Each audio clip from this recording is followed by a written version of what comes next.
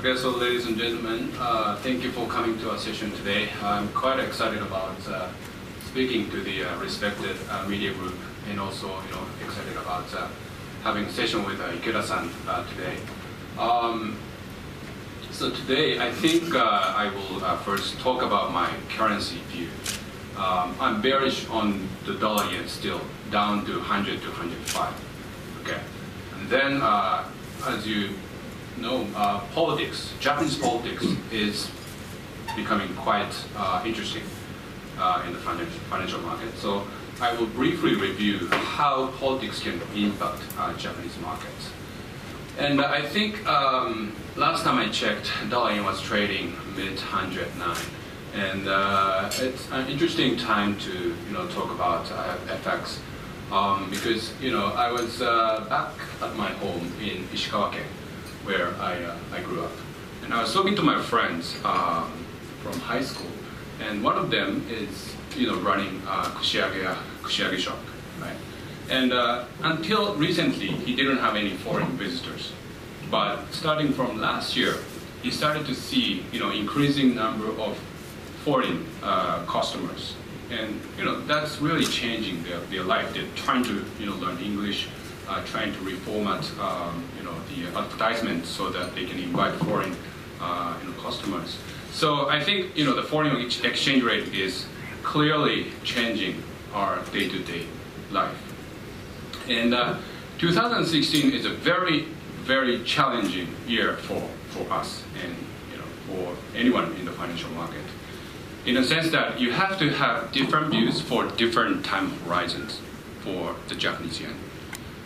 Let me be just clear on the structural view. Over the very long term, I think the Japanese yen's structural weakness is far from over. Japan has demographic constraint and also high public debt. This basically means financial repression is going to be the basic national macroeconomic strategy for years to come. Okay, but 2016 is different. This year, the global factors are driving the FX market, and this is still bearish dollar yen in my view. And I will explain my view. Back in 2015, the end of 2015, we did expect Japanese yen to be the strongest currency in 2016, but so far so good. But what's been really fascinating is the extent of US dollar's weakness. It's basically depreciating against major currencies. And I think the US dollar's weakness is a consequence of perceived shift in the Federal Reserve's policy, right? And this perceived shift in Fed's policy is driving the market. And some in the financial market expect or speculate that there might have been an agreement on the US dollar's weakness in the G20 meeting in February. Whatever the truth is, it is the key topic in the financial market, and this is definitely negative for the US dollar at the moment. But at the same time, I would say this Fed's dovish shift is not enough to weaken dollar yen to 100. Okay, it's not really outright yen bullish. It is dollar negative, but it's not yen bullish. But there are other factors that make me believe that dollar yen can test as low as 100 this year. First of all, I think at least the dollar yen and probably some other risk markets as well, we are in a bear market. And we're not just talking about chart analysis. If you look at investor positioning, it is quite telling. And by investor positioning, I'm not talking about speculators. It's more long-term investors positioning for risk assets. And this is probably true for the rest of the world as well, but Japanese investors in Japan, domestic investors have accumulated significant amounts of foreign assets. and risk assets over the past 2 years. Roughly 16 trillion among real money community, as you see in slide 5. Okay.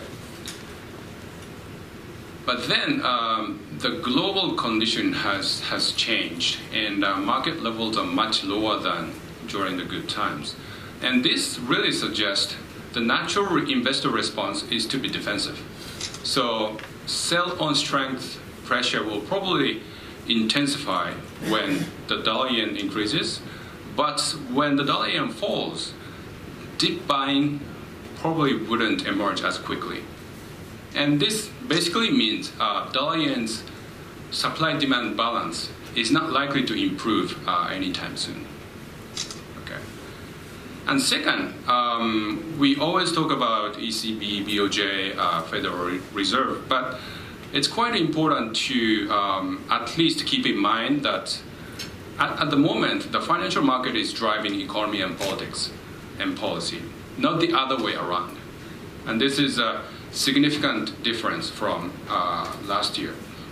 Marginal return of monetary policy is clearly diminishing.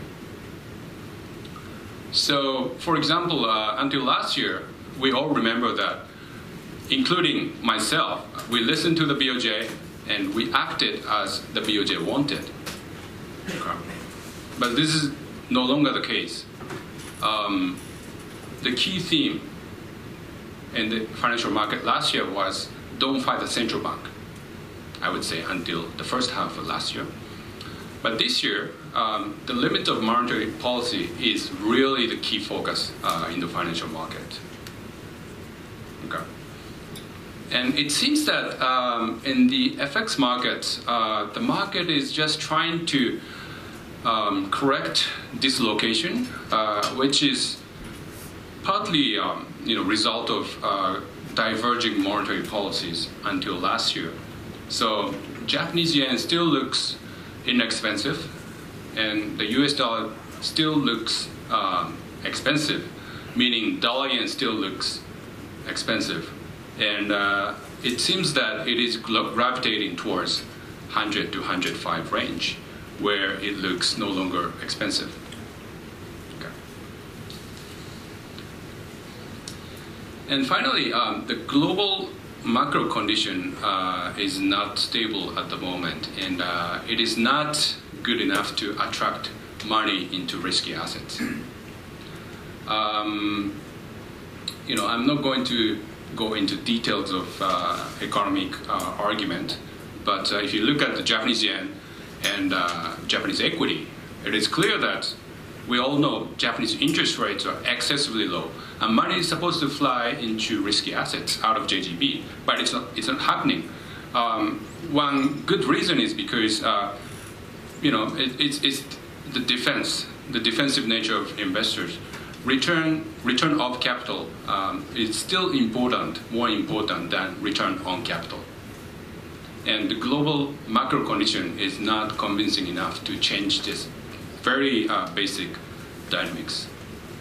And this movement in the FX market is spilling over to other parts of the financial market, most notably outperformance of the US equity and underperformance of the Japanese equity. Now, if we assume that we're in a bear market, how can this end is our question. And there are roughly two scenarios. One is the market adjusts to the level where the risk assets look attractive to everyone. In case of dollar yen, I think dollar yen or US dollar look attractive below 105 against Japanese yen. And at that point, I do think sizable money will come and buy US dollar. And that's probably where this pair, dollar yen, balances out and get basically neutralized. But as you can imagine, that extent of yen strength is unlikely to be without significant pain in the equity markets. The happiest scenario is probably some big events happen to change market assumption, including myself, investors, and economists. And what could be these big events? We have the G7 summit in May in Japan, which is one big opportunity, but presidential election is going, and G7 doesn't involve important country, which is China and other emerging economies. So I would say more realistic event of focus would be the G20 summit in September. But we are still 5 months away until that forecast event, and several things can happen to really push dollar yen lower to 105 and potentially to 100. One, seasonality will become positive for Japanese yen and negative for risk assets starting in May, sell in May, including oil price. And secondly, the market basically assumes the Fed has shifted to a dovish stance.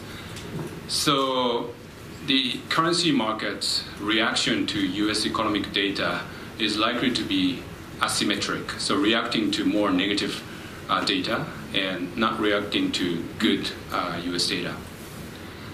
And three, the global equity has been recovering, but it's questionable how long it can go.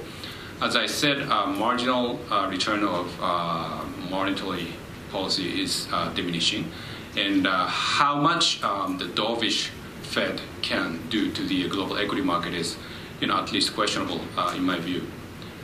And then fourth, the BOJ is in a very, very difficult position, I think. If you look at the market, economy, and politics, there's every kind of pressure on the BOJ to implement some kind of easing. But at the same time, the BOJ's ability to influence the financial market today is much smaller, at least for the time horizon of 2016. And then finally, there is uncertainty around Japanese politics, and the volatility can rise into a possible double election this summer. And I will briefly touch on the on politics. And as you know, the financial market has not focused on Japanese politics for the past year, but suddenly the focus has come back in, just because the chance for tax hike delay, supplementary budget, and also the double election is increasing. Okay. And I would say this is still uncertain. Politics you can never predict. But one important thing to remember about this potential double election is that this time around, unlike in 2014, the coalition, the ruling coalition's big victory probably doesn't lead to outright risk on market. The very simple reason is that Prime Minister Abe's big victory probably has implication for strong political stability, but also for higher chance of constitutional revision. And its impact, long-term impact on the equity market and currency market is not something we can measure today. But uncertainty is probably be the first thing that the market will price in, which probably means supportive of Japanese yen. So overall, my view is that at least this year, dollar yen will have difficulty recovering its structural upward trend, and that we should see the downside risk to 105, but potentially into 100. And at 100, I do think the risk will neutralize from the fundamental perspective. It's, in terms of valuation, it looks inexpensive. So we will see more Japanese money buying dollar yen from the very long-term perspective. And then the intervention probability will increase at 105, but decisively into 100. at the moment, the domestic political pressure to tame JPY strength is not enough to counter the diplomatic pressure to prevent any type of intervention. But that risk-reward, that balance will probably be neutralized at 105 and then reverse at 100. So, I mean, by no means this dollar yen sell-off is predetermined, but in my view, it looks likely that this pair is gravitating towards 105 and potentially to 100. And there are other cases against my view, reasonable cases. But for this, I can probably stop here and hand to Ikeda-san.